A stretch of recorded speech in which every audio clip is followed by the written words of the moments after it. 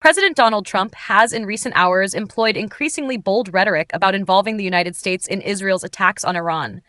On Tuesday afternoon, he wrote on Truth Social that we now have complete and total control of the skies over Iran. He added that Supreme Leader Ayatollah Ali Khamenei is an easy target and said, we are not going to take him out, kill, at least not for now. He called for Iran's unconditional surrender.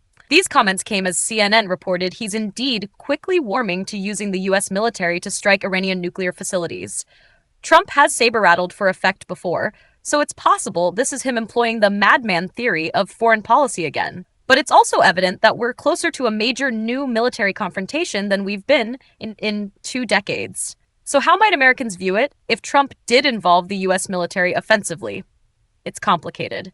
Americans have in recent years expressed plenty of worry about Iran and even support for hypothetical military strikes. But there is reason to believe military action today could be a bridge too far, for the same reasons Americans have been drifting away from foreign interventions. Much of the polling here is dated, and views are of course subject to change based on fresh circumstances. A 2019 Fox News poll is the most recent high-quality survey to ask directly about a situation like the one Trump is contemplating, and it found a significant level of support for using action to prevent Iran from developing nuclear weapons. American voters favored that 53% 30%, a 23-point margin. The question from there is whether Americans would view that as indeed the purpose here. This is how Trump has billed potential strikes, saying Iran is on the verge of a nuclear weapon. But as recently as March of this year, his own director of national intelligence, Tulsi Gabbard, testified quite the opposite. She said that the intel community had assessed that Iran is not building a nuclear weapon, and Supreme Leader Ayatollah Ali Khamenei has not authorized the nuclear weapons program that he suspended in 2003. Trump disputed Gabbard's account on Tuesday, but it's not difficult to see her words, and U.S. intelligence assessments about the lack of imminence of an Iranian nuclear weapon becoming a problem. That's particularly because America's last major military foray into neighboring Iraq became so unpopular due to how the Bush administration exaggerated the threat it posed.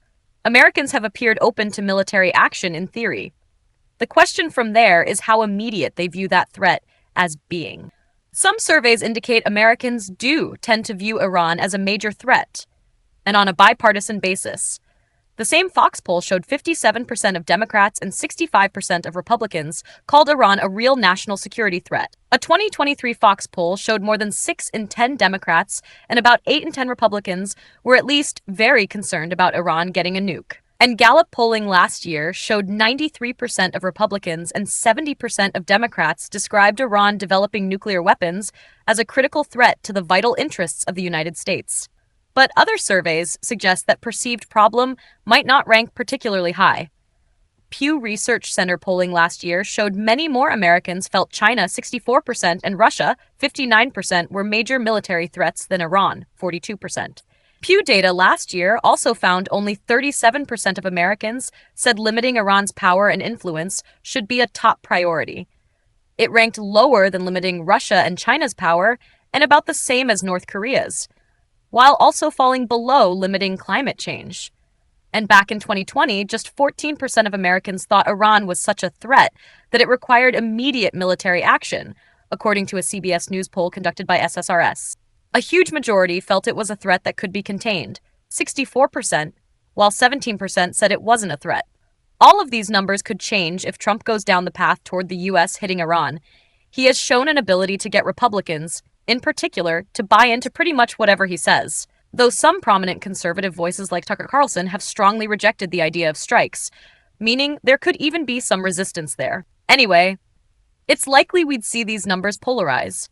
But U.S. intelligence assessments had concluded that not only was Iran not actively pursuing a nuclear weapon, in contrast to Israeli warnings, but that it was also up to 3 years from being able to produce and deliver one to a target, CNN reported Tuesday.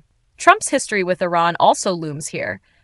In 2020, he launched a controversial strike that killed a top Iranian commander, Qasem Soleimani, and polling often showed people leaned in favor of the strike. But polling also showed Americans said by double digits that the strike made us less safe domestically. And a CNN poll at the time showed Americans disapproved of Trump's handling of the situation with Iran also by double digits, 53 to 42%, all of which indicates Americans are concerned about blowback and don't have a particularly high degree of faith in Trump's Iran policies. The sum total of the data suggests that, while Americans are concerned about the prospect of Iran getting a nuclear weapon, they don't necessarily view it as an immediate problem necessitating the use of the U.S. military. If someone asks you if you are worried about a nuclear foreign country, of course that sounds scary. You might even sign off on a hypothetical in which U.S. military might be needed to combat that threat you fear. But it doesn't mean you think that's imminent enough to warrant putting U.S. service members in harm's way and setting off a major Middle Eastern war today. And there's plenty of reason to believe Trump could, or at least should, approach